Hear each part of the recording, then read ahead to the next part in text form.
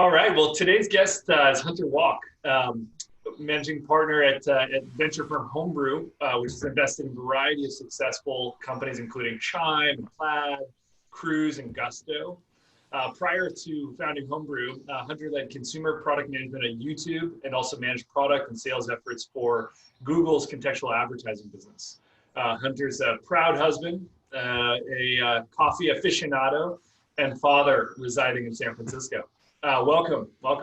Thanks so much for having me. Yes, the coffee aficionado, I think, is probably gets equal billing along with the venture business. I am passionate about both.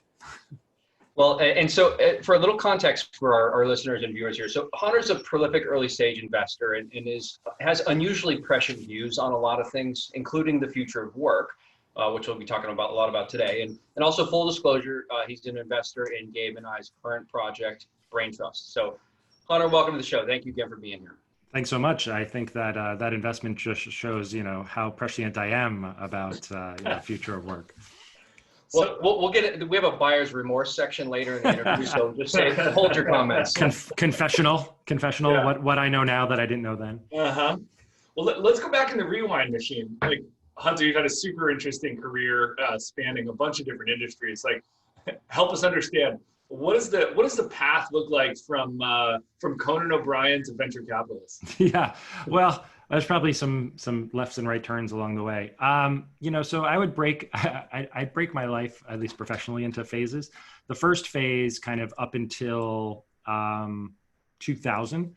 And I'm 46, so I was undergrad 95 and then had a few years of kind of work and then grad school. My mom is a retired art teacher and artist. My father retired sort of more traditional business guy. And up until, I guess, 2000, what I would sort of say is that I was trying to figure out if I was left brain or right brain, right? So I had this pull, I couldn't imagine that I'd be a little bit of both given, the DNA. I thought I had to, either be my mom or my dad. The longer discussion around that probably is better for a therapist couch than a podcast. But so, back and forth, hey, working on Conan O'Brien, or wait, maybe I want to, actually work with spreadsheets instead of late night TV. Was very much true to, who I am, but was a little bit of trying to figure out, which side I go down. And it wasn't until I started getting involved in consumer tech, just, first, growing up as, somebody who, came of age in the dawn of the PC and really saw computers as a tool for creation. That's what I got so excited about. So that next phase, the sort of more traditional Silicon Valley phase, I got out here in 98. I went to grad school, and it was during grad school that I realized / decided that maybe the answer was I was a little bit of both, a little bit of art, a little bit of, science. And that led to the job I took after grad school in 2000, which was joining a small startup called Linden Lab, building a virtual world product called Second Life. Yeah, we know Philip. Yeah. So, wonderful, crazy, brilliant guy. And so really between 2000 and 2012, I worked at two companies on three products. Second Life from 2000 to 2003, then joined Google, worked on AdSense from 2003 to 2006. And then once the YouTube acquisition occurred at Google, moved over to the YouTube team in 2007, where I stayed until end of 2012. And frankly, the connective tissue across those three, was sort of a little bit of a virtuous cycle that I really believe in. That one opportunity / aspect of technology is to push down the bar for creation. So it allows people to be creative by themselves and in groups in the broadest definition possible of creative, which, informed a little bit by what I saw in Conan and understanding the media industry. The idea that it's wonderful that some of this stuff happens on, Hollywood studios and production stages, but that it could also happen, at home, on your laptop. Sure. So Second Life, sort of push down the bar for creation, give people communities to create within. I think that helps for both collaboration and audience. So I was pulled to the messiness of people creating together versus, maybe offline creation tools, very powerful, but also, very static, very solo. Mm-hmm. And then maybe this is the capitalist in me. I also believe it's incumbent upon those platforms to help creators monetize. So doesn't have to be just about the money. In fact, I think there's lots of motivations for creators that is separate from sort of direct exchange or remuneration.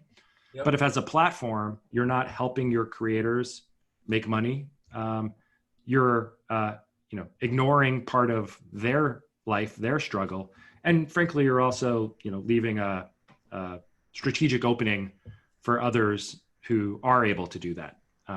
If all you're doing is paying your creators in retweets and clicks and likes.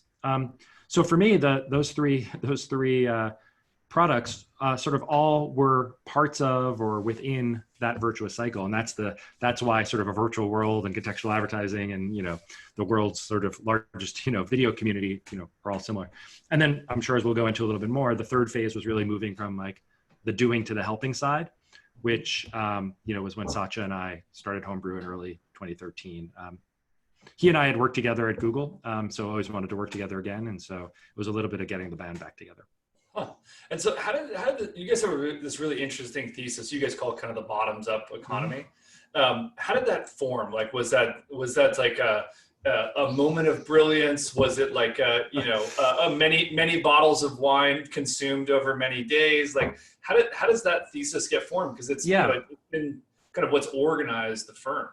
Yeah, I think it's important. We're generalists, right? And so ultimately, what we believe is the prevailing trend and power of technology, since we started the fund and certainly over the next, decade, is this idea that technology has reached a point where it's being made available and accessible, not top down, which we would call sort of it's only available to knowledge workers who are in Fortune 500, Fortune 1000 companies, where purchase decisions are made by somebody at the C-suite. They're buying based upon Gartner Group reviews and steak dinners, and then they're forcing that technology, down on their teams who are using it, reluctantly and unhappily.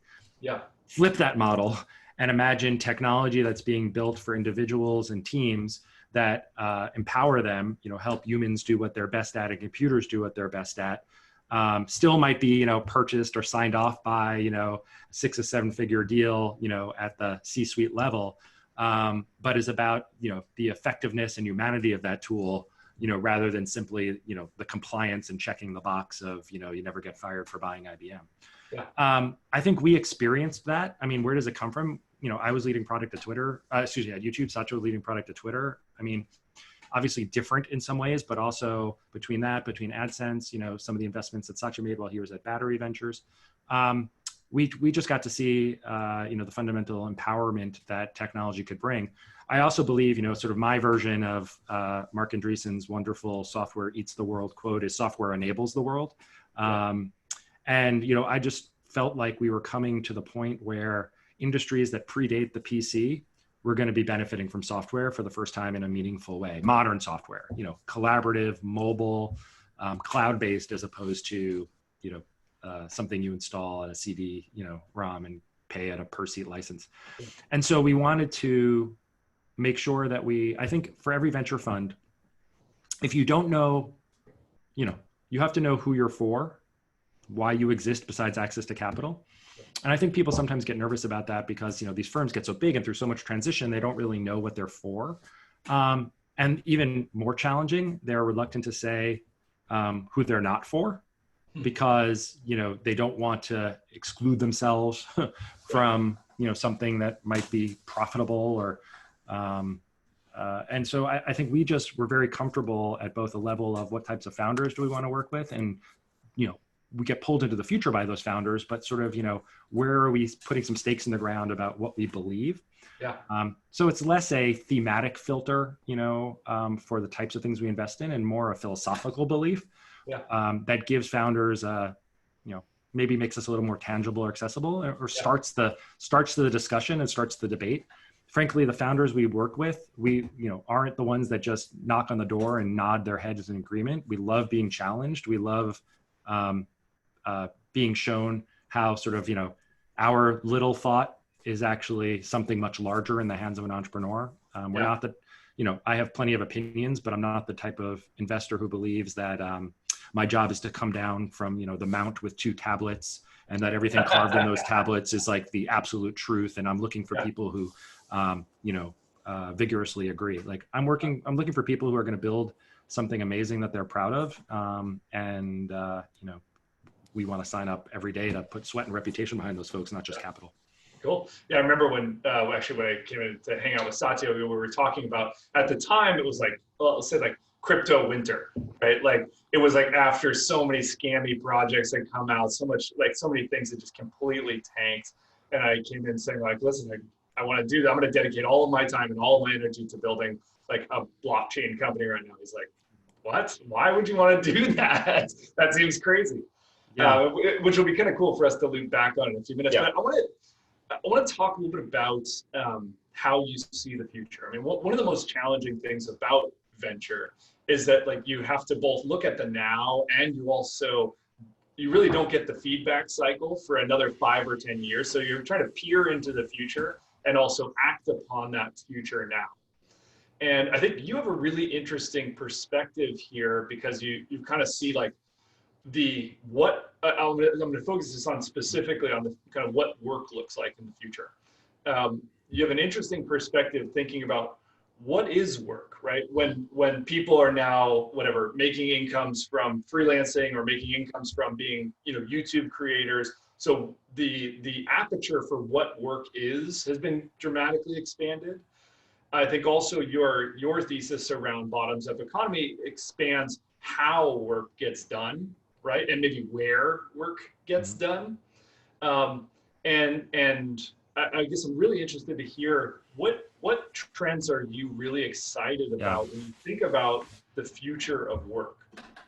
Yeah, absolutely. Look, I mean, I think in my own professional choices before Homebrew, what I kind of was good at intuitively more than any sort of framework was seeing slightly around corners, which I think came from sort of a belief that I understand like the conditions for which people adopt like new products or platforms. Yep. And I think it's usually a combination of like anthropology. You just like what is fundamentally true about people, 100 years ago, 500 years ago, probably 100 years into the future.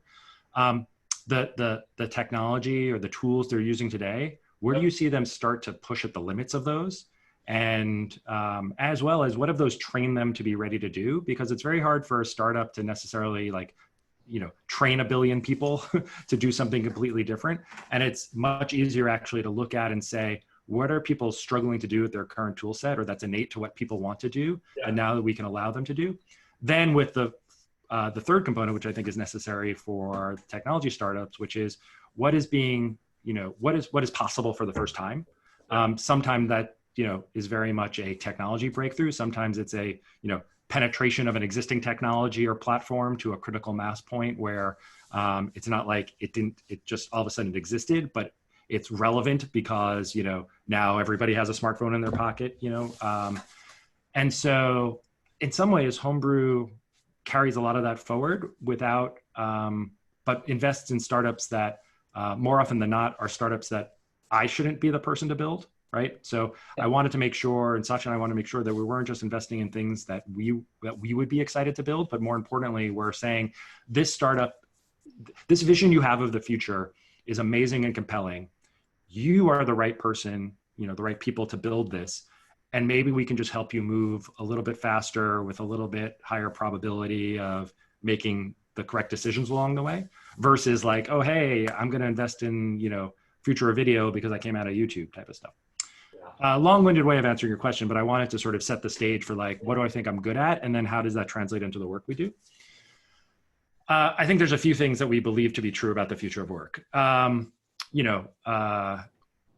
I do believe corporate structures are changing, that a lot of the reasons that companies, I was a history major and especially focused on 19th century American history. So a lot of like American industrialization, the rise of the firm, right? Yeah. And just happened to like fall into the period I studied and things like that. And so, we can get into sort of long discussions around, sort of like, Coase and other, sort of economic theories, but I think it's undeniable that the work that's being done now and in the future is going to look more project-based, is going to look more people working in parallel as opposed to for a single employer, is going to be more collaborative, is going to involve people, quote unquote, inside the firm and outside the firm.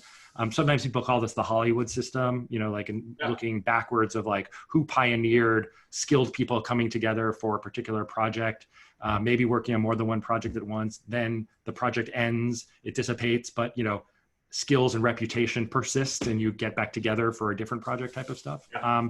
I think that's true, and I think that's actually going to cascade through lots of industries. The less you need a physical space, the fewer fixed costs in your business, like the faster that's going to happen.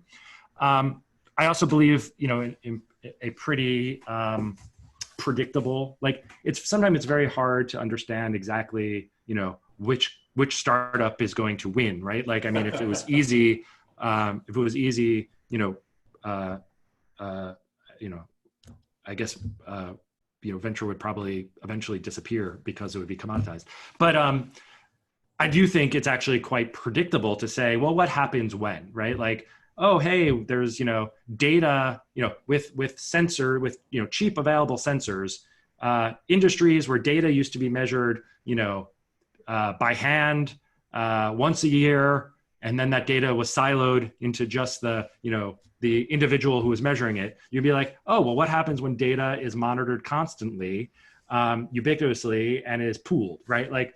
That's just an academic exercise. And you can say, well, what happens when that occurs in medical? What happens when that occurs in agriculture? What happens, and then play out and say, well, how do you build a business around that? That's the harder part. Yeah. So I think we have some beliefs about, in particular future of work, let's talk about phase 1, phase 2, phase 3 of SaaS, right? And different industries, I think, are in different phases. So it's not to say that we are all in phase 3 right now. I think knowledge, engineers and designers are working in phase 3, right. Construction is just going from phase 1 to phase 2, right? Yep. But phase 1 is pure digitization of workflows, into single tools and platforms. So taking things that were, fax, email, Excel, homegrown databases, and putting them into really nice, digital workflows, right? Yeah. Phase 2, but still single player, mostly. Phase 2 was making those collaborative. What happens when all of a sudden you're able to not just, an individual works on something and then pushes it to the next stage, but people can swarm on things and work on them together.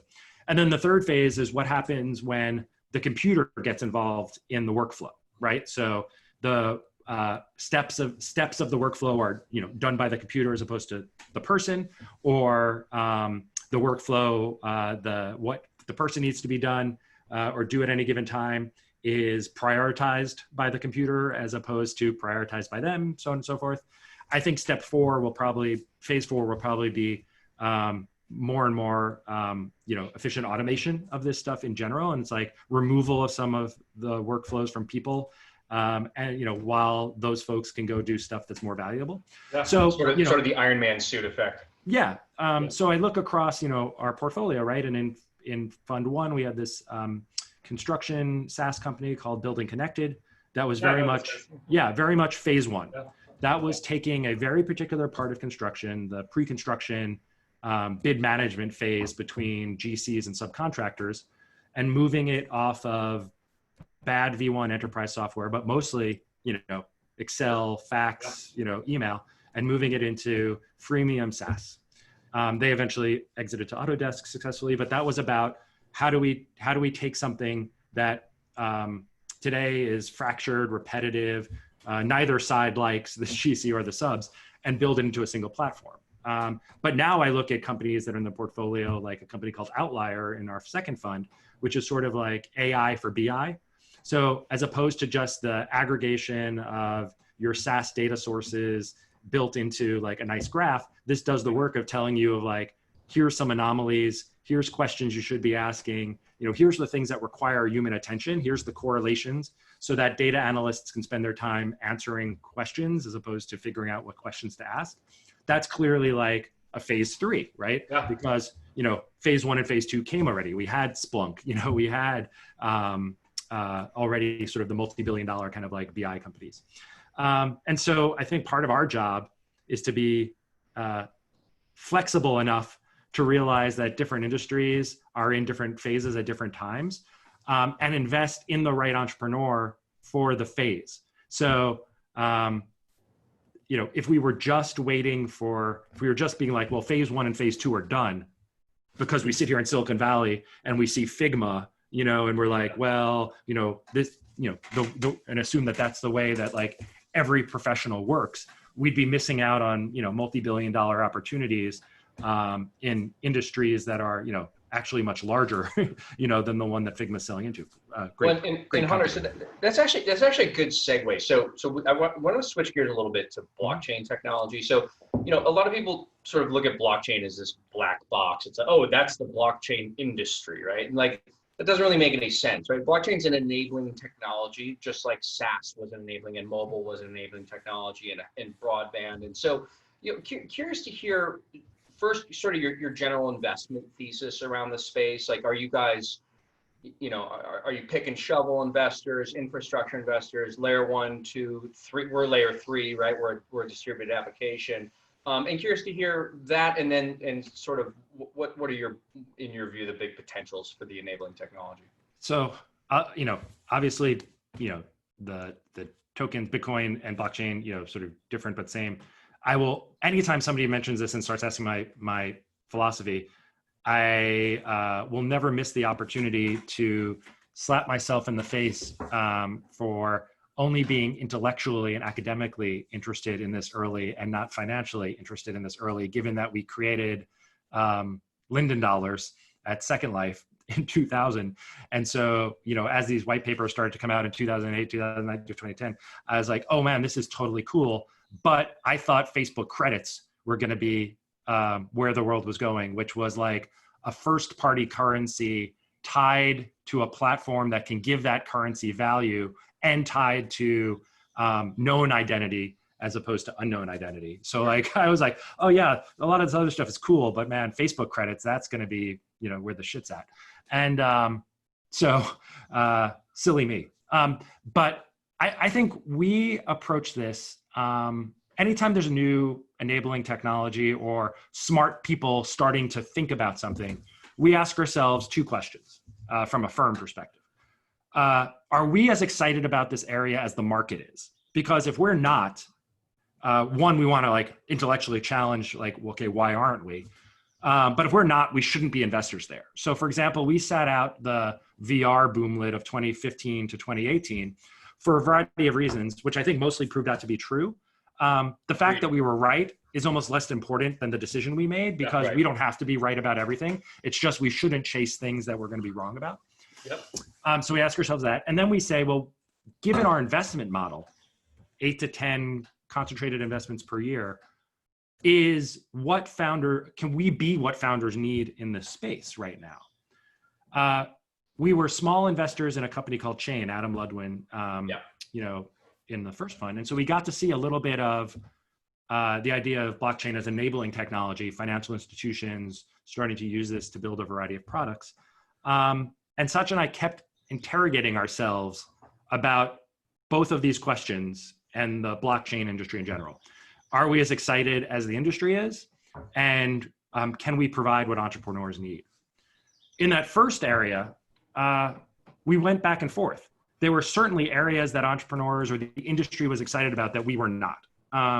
We felt like a bunch of, to your point of when is it an enabling technology versus when is it the reason to adopt, we felt like a lot of the stuff where it was being portrayed as the reason to adopt, just like, well, it's blockchain or it's decentralized, didn't resonate with us enough, right? Again, it doesn't matter if we were right or wrong, so long as we're only doing things that we believe in.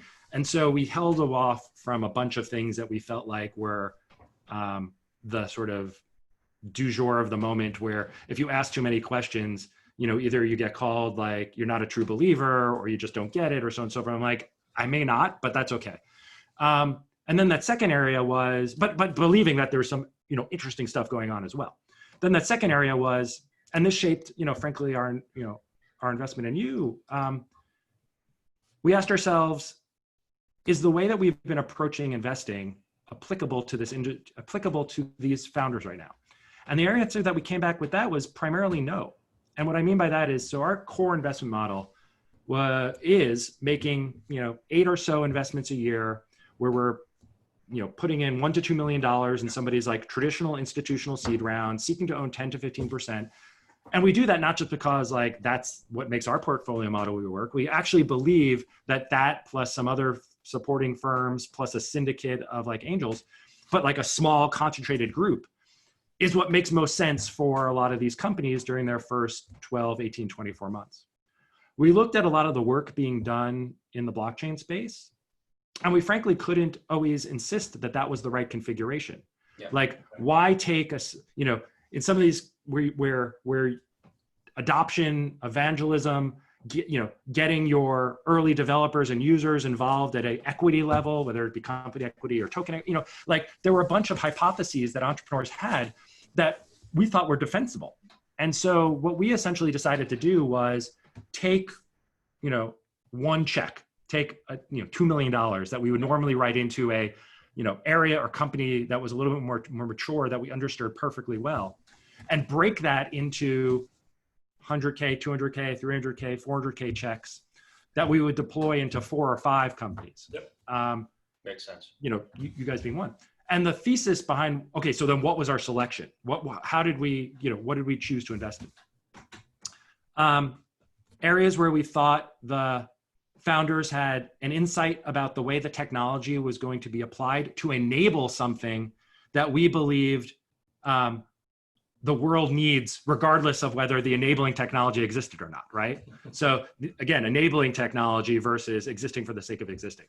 Yeah. Founders who we thought were great operators and could have the chance to produce a wonderful economic outcome, but who weren't doing this just because the buzz or the NPV of building a quote unquote crypto company was high at the time. So it needed to be people who we felt pretty good that, if the winter, if crypto winter, turned out to be a decade, and or, there was a lot of ups and downs, that the team, while they would learn and iterate, they wouldn't be overly dogmatic or religious, but it was like, no, this is the work to be done, and we want to do this work.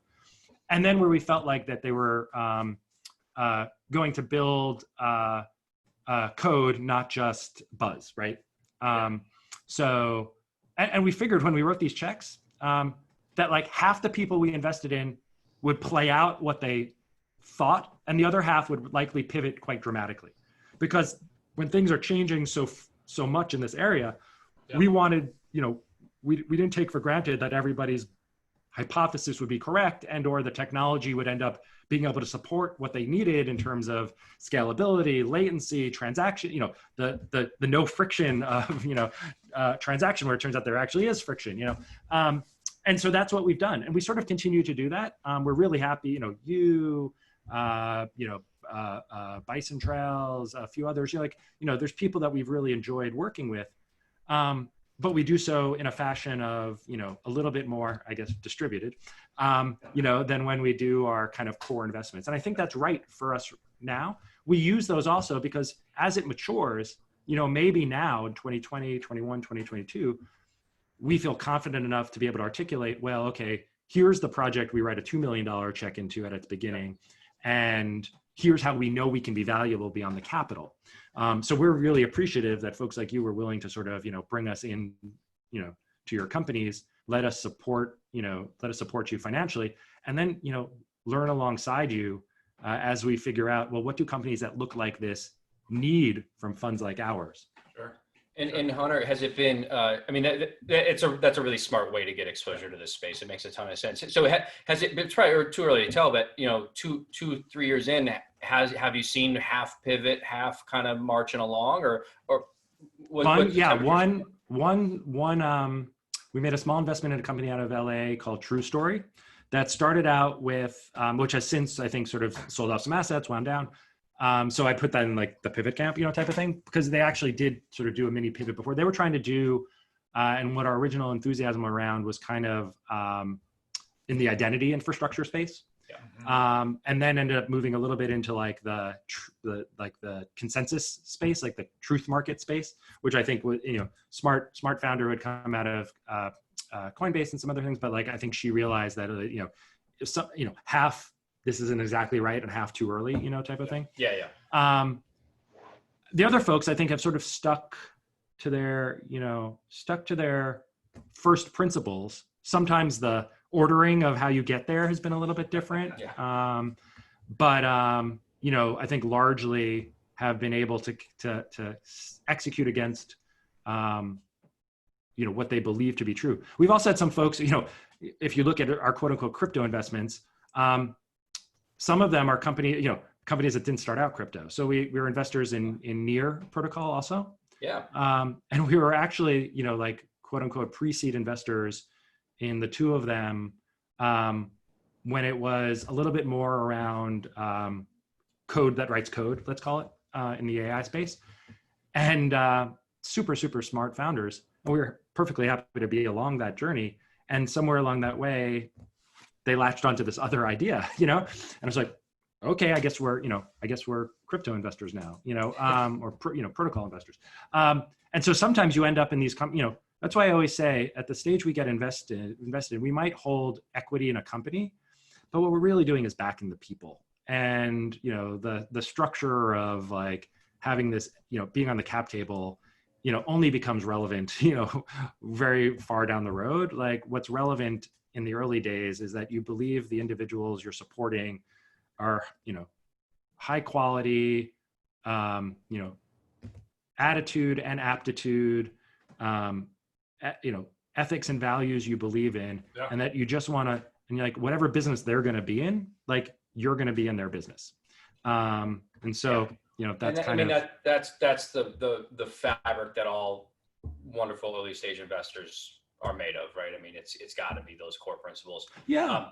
I think though, you've built a ton of things. Like I think, maybe one of the storylines of the last decade has been, the flood of operators into venture, right? And I do think that there are certain mistakes maybe or biases that operators have that can sometimes not be beneficial to the entrepreneurs they back, which is thinking they're on the org chart, right? Or investing in things because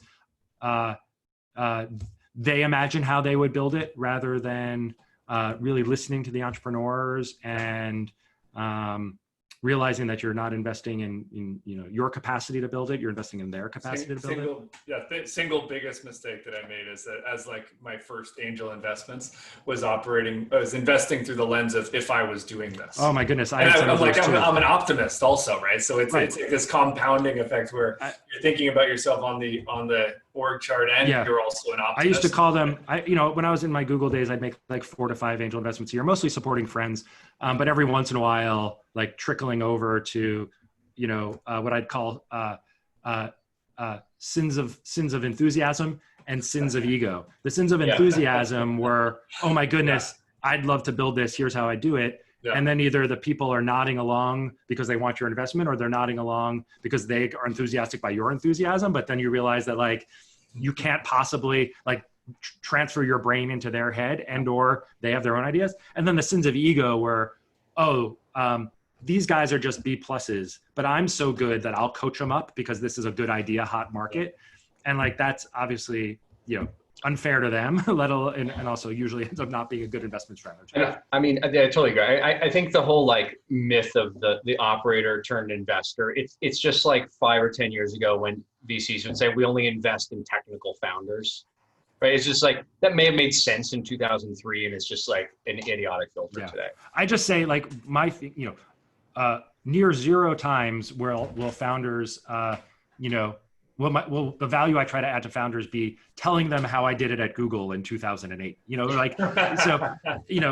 I think what is evergreen, and what I do think the best investors have, the best operators and investors have, is I do think that the empathy for building and the muscle memory for ups and downs and what it feels like, I think that's evergreen.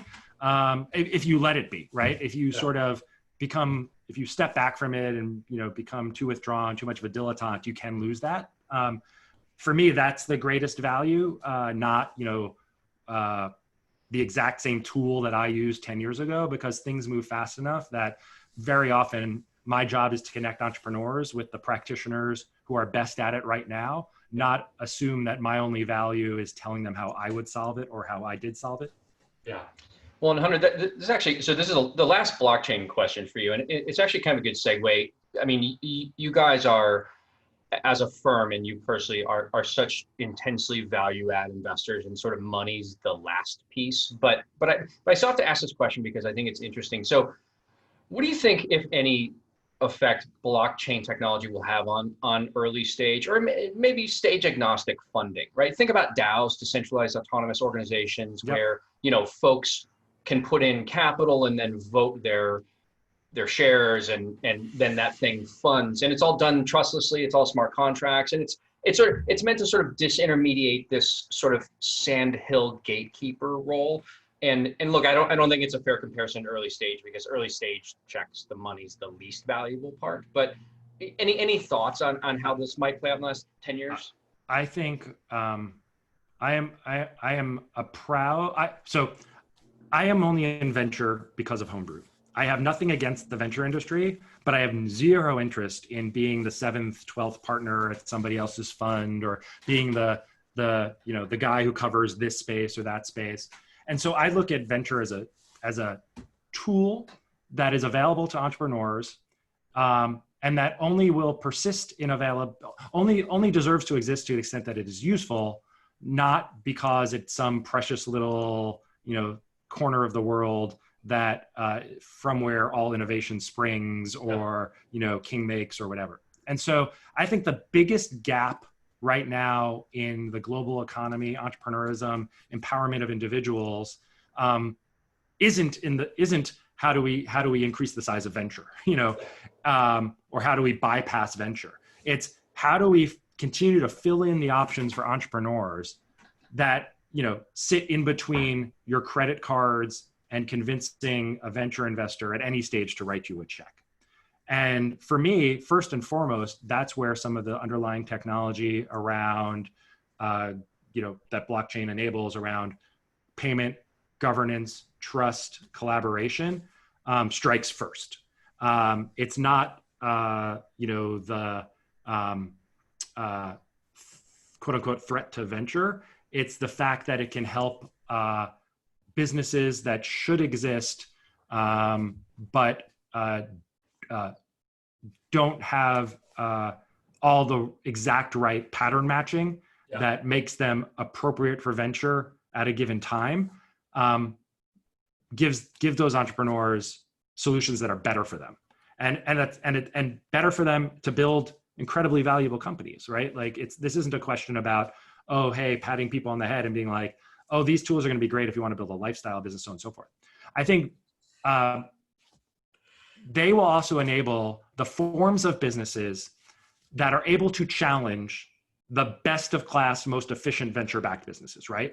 So for example, I am still stunned, and maybe we now have some of the social and economic change that complements the technology change. I am surprised that we haven't seen more like co-op models and, very kind of local attempts to rethink some of the marketplaces at scale. I don't think Uber gets beat by the next Uber. Like, I think Uber gets beaten by,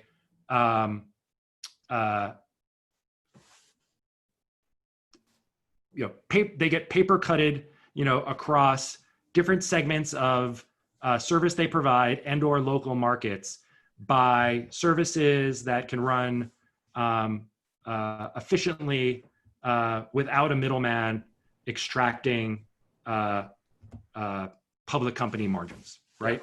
And for me, like, that's incredibly exciting. Not first and foremost because I'm like, because if you're building a cooperative model for ride sharing, pitch Homebrew. I mean, I guess you can, but because like I want that to exist. The fact of like whether Homebrew is an investor that or not, or whether any venture investor is an investor that or not, like I don't care. Well, if you're building a user-owned version of Uber, please pitch me. Right. And so I think there's a bunch of stuff there. When it goes back to refer a little bit earlier to what we were talking about, which is like, what are the things that what are the things the current systems have trained people to do, professionals, consumers, that the current systems, the master's house won't be taken down by the master's tools. Yeah. That the current system either can't or won't allow them to do. Yeah. That if you give them the next set of tools, they will start doing both in predictable and emergent ways. Like for me, that's the promise of the blockchain infrastructure and the stuff that you and others are building. Yeah, Adam and I talk about this a lot, but we talk about like the different waves of marketplaces in the same way that there's waves of SaaS, right? Like the first wave was essentially Craigslist, right? This kind of Wild West environment of a marketplace where you could transact, where you could, buy and sell stuff, and it brought those people together in a, somewhat a very organized way at that time, better than the newspaper. Mm-hmm. And then came kind of second wave of marketplaces, which essentially trained people to transact on platform, right? So they introduced UI UX, introduced trust, insurance, escrow, and for that, and Adam and I spent our whole careers building these companies, for that, they take, 20, 30, 40, 50% rakes, right? So they trained this new behavior, which is it's okay to buy things online. It's okay to, get into people's cars you don't know, or rent people's houses, or hire freelancers, whatever those things may be. So they trained this kind of new behavior. But what you see emerging now is this kind of externalities of that, right? Which is this sense of the operator in the middle taking these big fees and being at odds with the user, right? The drivers, hating to pay their 30%, or the people that are renting out their house hating to pay the 30%. And our fundamental belief is that the new thing that gets enabled is not having to rely on huge fee extraction, and also enabling these users to essentially own and control the networks, as you said, like a cooperative. Our belief is that that's kind of the third wave of what's going to happen in marketplaces. Yeah. I mean, there's going to be so much interesting stuff, because sometimes the matching will be individual. Sometimes I think there's going to be waves of, whether you think of them as like AI or bots or so on and so forth, that, are going, that I can deploy over pools of data to say, given what you understand about me, AI bot, match me, find, I am the demand, you find the right supply for me. And that's going to be a piece of technology that's not going to be, a destination, URL or an app, right? It's a protocol. Yeah.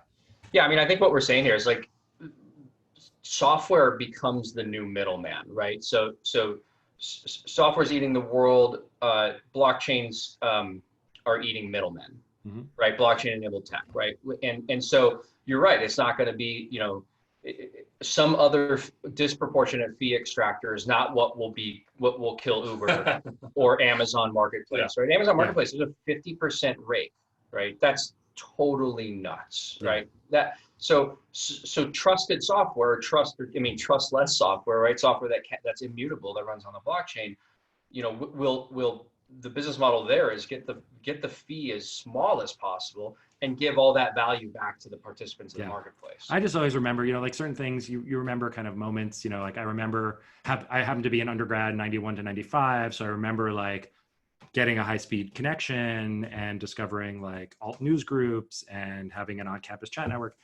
I remember I was at grad school at Stanford from 98 to 2000, which was a crazy time to sort of, again, have be day trading, and have bandwidth and be downloading from Napster and uploading to Music Bank and and be around Sand Hill.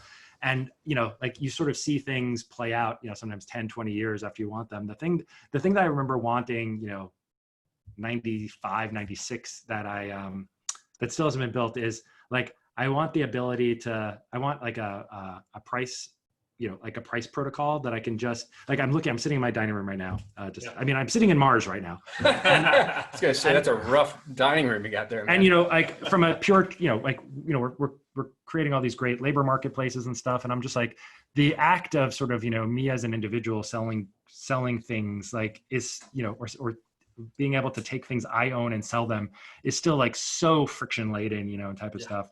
And as I sort of look and I'm like, I've always just wanted, I used to think it was going to be XML, like a field that just allows me to put kind of like a price on things I own. And then, there's going to be something that runs over that. And, demand would just clear when it hit supply that matched its reserve price essentially and stuff like that. Yep. And so I think all of these industries are just going to continue to change so dramatically. When you can do things, when you can build technology that, allows us to participate passively in addition to actively. Yep. And so I have an 8-year-old. And so I get to think at the time, people, think like, well, VCs, you always have to look out 10 years in the future. I'm like, yeah, I guess so. But what I'm really, I don't think about it so much from my work perspective. I think about what's the world going to look like when she's 18 and what do I believe is going to exist or not exist. And as I watch her adopt technology as a native, like she has native voice. She didn't have to retrain herself to be like, oh, it's easier to find the microphone button on the iPad keyboard and press it in order to talk versus type. Like that's her one of the primary ways that she's interfaced with devices, since she could speak, and thus the way that she interacts with the world is just completely different than me, who I like goes through the it's type, if it's not type it's touch, and if it's not touch it's voice, type of thing. Yeah. And so I get excited about I'm an optimist. I mean, I think this is going to come out, a few weeks from now. Like, we're recording this at a point, in June where the world, it's a very, difficult time for the world. But I still just happen to be an optimist with regards to technology. Mm-hmm. I believe that like, with that comes responsibility. Like, you can't, as a platform, you can't be passive. You have to be active. But that fundamentally technology creates so much more value and opportunity for people. And I think as you reduce it to its core, notion of information publishing, information, exchange, and information valuing, without gatekeepers, like that's where, that's ultimately where blockchain, is going to, sort of shine. Yeah, I saw this interesting. I think you wrote this post or were involved in this post on LinkedIn about this person leaving Facebook because they disagreed with Facebook's actions to kind of to be more passive right now versus active. And I think there's something really.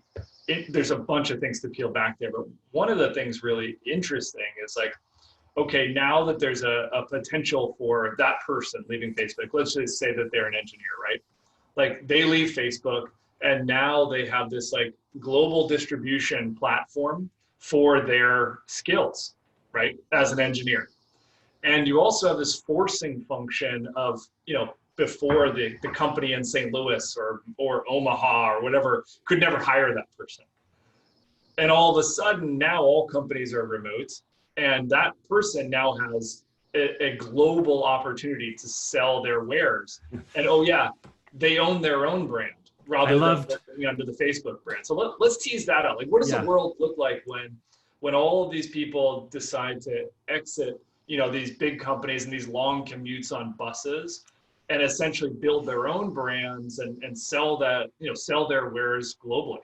Yeah, look, I think people are going to make lots of different choices about who they work with, where they live, how they work, that, are going to be multi-factor and change over the course of their lives. Like people in their 20s might, want a different working style than people in their 40s. People in technology, might want something different than, people who are working, engineers might want something different than insurance salesmen, whatever. And it's none of it better or worse. Like, I think, they all come with trade-offs, I live and have spent most of my career in high density, high cost urban centers because A, I prefer that personally, and B, the benefits outweigh the costs significantly from a career development standpoint.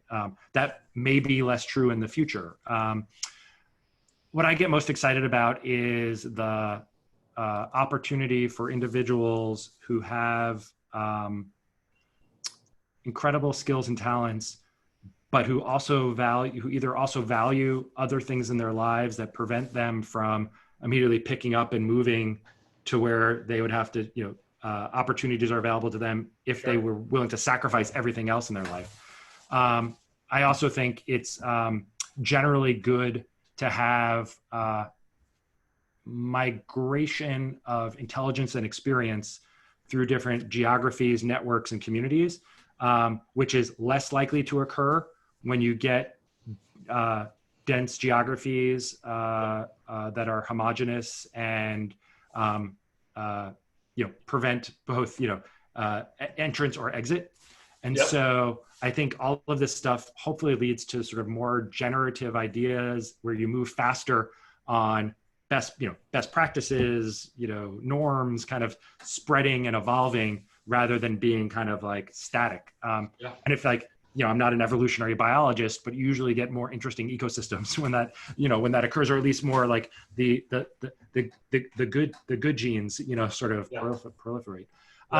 There was a great also, remote work Twitter is an interesting place. And I remember, a few weeks ago, as companies were starting to, declare that, hey, we're going to be work from anywhere for the rest of the year, work from anywhere forever, the people who are like, oh, good. Hey, everybody who's, applauding this, remember, if you're mediocre, your life just, got harder, right? Which is, hey, locality bias, disappears as well. Yep. And so, that's, there's disruption that occurs kind of, from bottom up and top down. It creates this global talent marketplace all of a sudden, right? So there's no difference between Reno and Prague. Yeah, and it remains to be seen. I think there's different types of work that require different types of collaborative, environments, and again, different preferences, right? So, like we're going to play out the experiment of at scale, do companies that cohabitate, is that model better for certain types of creation during periods of their life than companies that are fully distributed? And I don't think, I guess you can vote with your feet and vote with your wallet if, depending upon where you want to work and what companies I'm investing in.